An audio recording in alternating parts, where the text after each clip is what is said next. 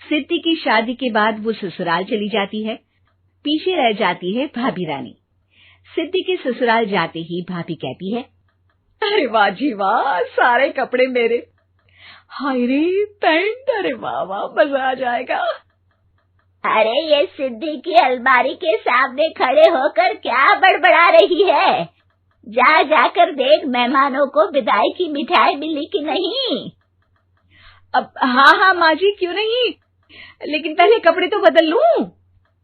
अब रानी आ जाती है सिद्धि के उन कपड़ों में जो वो ससुराल जाने से पहले घर छोड़ जाती है। अरे रानी, कुछ दिन रुक जाती। अरे ये तो सिद्धि बिटिया को मैंने ही दिया था, बड़ा ही फबता था उस पर, तुझ पर तो कुछ खास नहीं लग रहा। अब वो ना मेरे सारे कपड़े गीले थे तो सोचा पहन लूं। वैसे भी सिद्धि को कौन सा भी पुराने आउटडेटेड कपड़ों को पहनना है।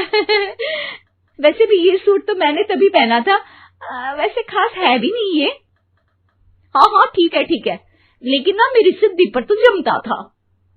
सारे मेहमान चले जाते हैं और सिद्धि ससुराल से मायके पहली बार आती है।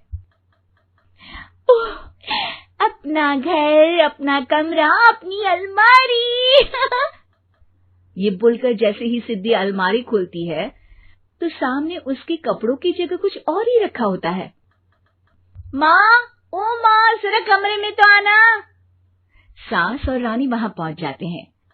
रानी ने पहनी होती है सिद्धि की जींस और टी शर्ट। अरे भाभी, ये क्या? ये तो मेरी बड़ी ही महंगी टी शर्ट है, इसे आपने घर में क्यों पहनी है? अरे बहुत मिलती है दीदी ये चौक की मार्केट में, 150 में।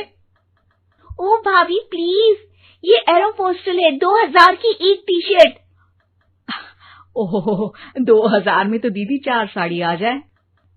अब क्या बोलूं?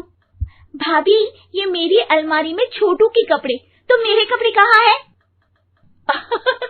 मेरी अलमारी में? अब दीदी आपको कौन से पुराने कपड़े पहनने थे?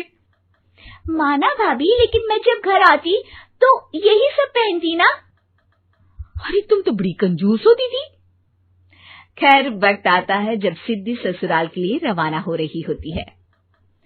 अरे रानी, अंदर से सिद्धि का गिफ्ट ले आ, लड़की पहली बार ससुराल से मायके आई है। रानी अंदर जाती है और एक सिंपल सी साड़ी लेकर बाहर आ जाती है। ये लीजिए माँ जी। सास बेटी को गिफ्ट देकर ससुराल भेजती है। अगले दिन रानी एक सुंदर सी साड़ी पहनकर सामने आती है। अरे रानी, ये तो वो साड़ी है जो मैंने सिद्धि को देने के लिए दी थी जब वो ससुराल ले जाती, लेकिन ये तूने कैसे पहन ली?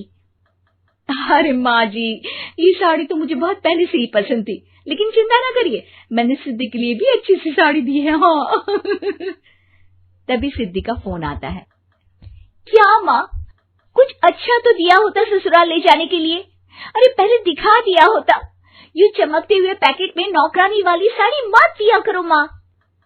अरे बेटे, वो तेरी भाभी ने ना गलती से उससे पैकेट बदल गया। हाँ, मैं कल ही तेरे भाई के हाथ से तेरा वाला पैकेट भेज दूंगी।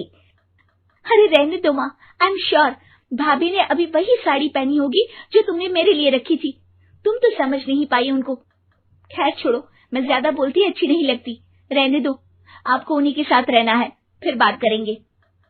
सास को रानी पर गुस्सा आ जाता है। वो उसके कमरे में जाती है जहाँ वो शादी का एल्बम देख रही होती है। रानी, मार्केट जाकर एक ऐसी ही साड़ी लेकर आ, कल प्रतीक जाकर सिद्धि के घर दे आएगा। अरे क्यों माँ जी, कितनी साड़ी देनी है दीदी को? यहाँ कोई सेल लगी है क्या? अरे चुप कर, मेरे बेटी के हिस्से की साड़ी खुद पहन ली, अब ज्यादा ज्ञान बांट रही है। एक दिन सिद्धि का फोन आता है। माँ, मेरी सास ने आप सबको खाने पर बुलाया है। सारे लोग सिद्धि के ससुराल पहुंचते हैं। खाना खाकर वो लोग निकल रहे होते हैं कि सिद्धि की सास सभी को गिफ्ट देती है। अरे बहन जी, बेटी के घर का खाना खा लिया, यही बहुत है जो आप ऊपर से गिफ्ट भी दे रही है। अरे बहन जी, आप भी कहाँ इन बातों पर विश्वास कर रही हैं। सास सभी को गिफ्ट देती है, लेकिन रानी को जो साड़ी देती है वो अजीब सी हरे रंग की लाल रंग के बड़ी छाप वाली होती है। अरे छी, ये कौन पहनेगा? सासू माँ को तो जरी वाली इतनी सुंदर, और मेरे लिए ये नौकरानी वाली।